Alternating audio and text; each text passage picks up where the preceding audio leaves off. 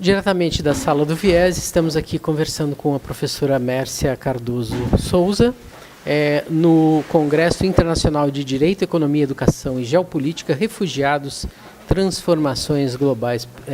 Professora Mércia, a senhora é especialista em? Eu tenho doutorado em Direito Constitucional, mestrado em Direito Internacional, tenho formação em Serviço Social pela UES e em Direito pela Unifor, e eu tenho como foco de pesquisa nos últimos 9 anos o tráfico de pessoas. E o que foi que a senhora falou para os participantes desse congresso aqui? Bom, eu falei sobre a história do conceito de tráfico de pessoas e fiz uma relação do tráfico de pessoas com o Instituto do Refúgio, não é? Porque atualmente o Brasil já enfrentava cifras alarmantes sobre tráfico de pessoas e agora também tem o aumento dos fluxos migratórios e solicitação de refúgio por milhares de pessoas. Nesse sentido, a senhora tem números que a senhora possa nos trazer para explicar aqui para o nosso público assistente? Sim, sobre o tráfico de pessoas, segundo a ONU, né, o Escritório da ONU sobre Drogas e Crime, ele noticia que existem centenas de milhares de pessoas que são afetadas pelo tráfico de pessoas em suas variadas formas de exploração, tais como mendicância, serviço forçado, trabalho forçado, no caso do Brasil, trabalho escravo, que o tráfico de pessoas para trabalho escravo ele não era criminalizado no Código Penal brasileiro e passou a ser somente em outubro de 2016. Bem recentemente, existe o tráfico para remoção de órgãos, para adoção irregular e finalidades sexuais e outras formas de exploração. Nessa ampla divisão, né, do tráfico de seres humanos no Brasil, a gente tem números que a gente possa falar e como que a gente faz esse enfrentamento? Sim. Números atuais, atualizados de 2018, a gente não tem, não é porque a Coordenação Nacional de Enfrentamento ao Tráfico de Pessoas, entrei em contato por meio de telefone e estão contratando um consultor, né, para pesquisar, fazer um diagnóstico sobre esse panorama. Mas sobre os dados mais recentes, é que a cada ano, mais ou menos 3.000 pessoas são vítimas de trabalho escravo, né? Muitos no contexto do tráfico. Muitas mulheres são levadas, né, para serem exploradas, sexualmente também, mais frequentemente com as mulheres, e, no caso dos homens, é mais o tráfico para trabalho forçado, que se noticia. Isso dentro do território nacional? Exatamente, dentro do território nacional. Existem números alarmantes do tráfico interno de pessoas, como, por exemplo, a menina que vem do interior e dizem, não, vou trazer a menina do interior para estudar, mas muitas vezes a menina é explorada nos trabalhos domésticos e não recebe nenhuma remuneração por isso, e a gente reconhece esse trabalho doméstico como uma forma de exploração no contexto do tráfico, especialmente porque leva a menina de um lugar a outro do território. Nesse sentido, mais ou menos quantas pessoas dessas 3.000 estão divididas nessas várias divisões, né, de estudo, de levantamento dessa situação de tráfico humano? Eu vou lhe dar os números mais em contexto global, não é? Segundo o Escritório da ONU sobre Drogas e Crime, o tráfico de pessoas para finalidade sexual apresenta mais ou menos 40 e poucos por cento, não é? Aliás, 50 e poucos por cento, desculpe, do número total. E o tráfico para trabalho forçado é o segundo que tem mais representatividade, com 40 e poucos por cento. Eu não lembro o número exato. E aí vem o tráfico por exemplo, de homens que até 2000 da década de 2000 não era considerado tráfico, porque teve uma discussão equivocada e, ao longo da história, sempre se viu tráfico internacional de mulheres e para prostituição.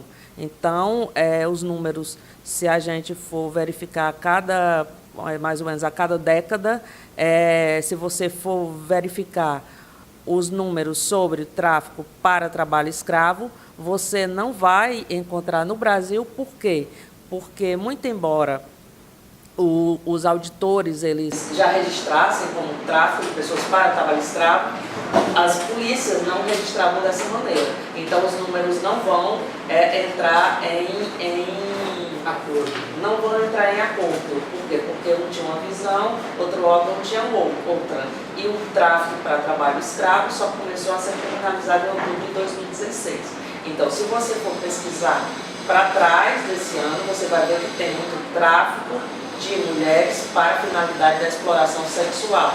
Por quê? Porque só em 2006, o tráfico de pessoas passou a ser criminalizado, porque até então tinha o equívoco do tráfico internacional de mulheres só para a prostituição. Onde acontece o tráfico humano no Brasil? Como que a gente pode fazer esse enfrentamento e quais as orientações que os especialistas dão para a gente poder fazer esse enfrentamento? Bom, o tráfico, esse crime, ele está espalhado por todo o Brasil, mas ele tem uma forte conotação, um forte aliciamento nas regiões mais pobres. Por exemplo, Fortaleza já foi noticiada numa revista europeia, lá em Portugal, como a capital do turismo para fins sexuais. Por exemplo, o Fortaleza é a 5 né? Aqui em Fortaleza tem um forte índice de garotas, garotas de idade, como declarou a pesquisa sobre tráfico de pessoas chamada PESTRAF em 2002, que se iludem com falsas promessas dos aliciadores de empregos, de oportunidade de ser modelo, mais essa questão com viés econômico. A pobreza em si não é a causa principal, mas ela puxa outras causas que fazem com que essas pessoas migrem em busca de melhores condições.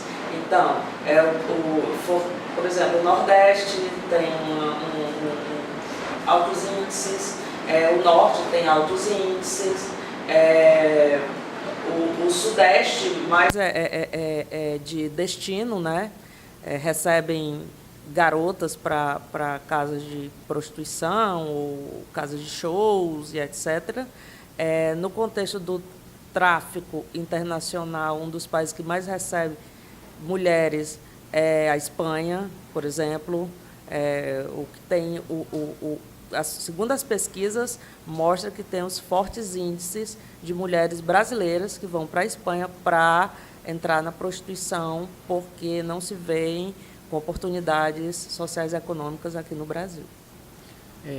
Professora, e para combater esse problema, os especialistas indicam qual o caminho, o caminho da orientação, o caminho da educação, existe algum tipo de serviço especializado onde pode ser feita a denúncia? Sim, o Brasil ele conta, depois dessa reestruturação, dessa questão do tráfico de pessoas, que o Brasil ele foi forçado pela Organização dos Estados Americanos na década de 2000, no início dos anos 2000, a tomar uma atitude sobre como enfrentar esse problema. E aí o Brasil ele criou vários núcleos de enfrentamento ao tráfico de pessoas e postos avançados, de atendimento ao migrante. Inclusive, aqui em Fortaleza tem o Núcleo de Enfrentamento ao Tráfico de Pessoas e tem o posto avançado, que fica no Aeroporto Internacional Pinto Martins. E lá são os 2 locais que, no contexto do Brasil, de Fortaleza, podem ser denunciados possíveis casos de tráfico de pessoas. E esses núcleos estão espalhados em todo o Brasil, não é? E as pessoas devem procurar as equipes para que tenham atendimento, para que busquem uma solução para cada caso. O que mais que eu tenho a dizer? Sim, sobre a questão da educação, não é? Eu acho que a busca da saída, do empoderamento das pessoas, inclusive melhorar as condições de vida, sempre foi a educação e sempre será. Inclusive, um espaço desse, como esse que está caminhando aqui na Universidade Federal do Ceará, é um espaço de discussão, de educação, e que a gente pode tentar conscientizar as pessoas para que elas possam ter um futuro melhor e oportunidades melhores. Tem algum telefone que as pessoas possam fazer denúncia? Eu acho que a denúncia pode ser feita também no Disque 180. Eu não lembro o número que é para o tráfico de pessoas específico, mas o Disque 180 ele registra várias denúncias, no caso de mulheres, no caso de violência e etc. E é um canal de comunicação. E, inclusive, também tem um número, né, no exterior, que as pessoas que se vejam, que estiverem em apuros, podem telefonar e entrar em contato com o Brasil. Inclusive, esse número ele é gratuito, mas, no momento, eu não estou lembrando qual é. Professora, só para a gente poder finalizar, em que nível há um diálogo entre o seu objeto de estudo e a questão dos refugiados globais no Brasil? Pronto. O protocolo de Palermo, né, que é o protocolo do tráfico de pessoas, que é complementar a Convenção de Palermo, nos protocolos adicionais a ela, essa convenção ela trata sobre a criminalidade organizada transnacional e foi aprovada no ano 2000 pelas Nações Unidas. No artigo 14 do Protocolo de Palermo tem a cláusula de salvaguarda, ou seja, né, que faz uma ligação entre o protocolo sobre o tráfico de pessoas e a Convenção sobre os Refugiados. No artigo 14, ele prevê o protocolo que as pessoas, não é, em situação de refúgio também elas têm que ser assistidas, não é?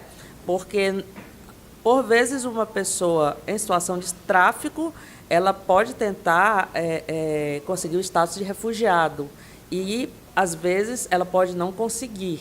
Então, mesmo que o Estado seja soberano, existe um princípio de humanidade que o Estado ele tem que buscar a solução para o caso e ele não pode virar as costas para essa pessoa que está em situação de perigo iminente.